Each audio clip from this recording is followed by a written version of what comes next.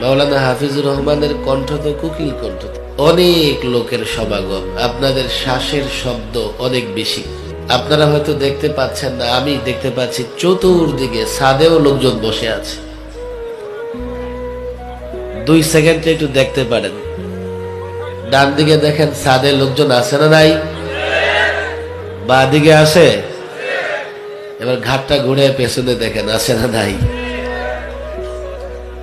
এই যে দেখেন এমন করে দাঁড়িয়ে আছেন, আপনারাও পেটের উপরে ভর করে এত কষ্ট করে বসে আছেন।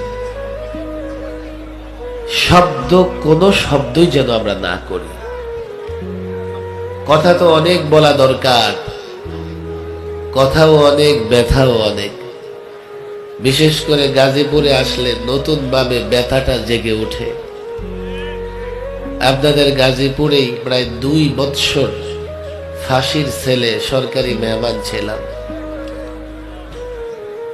যখনই গাজীপুর আসি তখন গাজীপুর বাইপাস থেকে রাস্তাটা আমার খুব চেনা চেনা লাগে, কেননা কোন কোন সপ্তাহে 3 দিন সরকারি খরচে অফিস করেছি।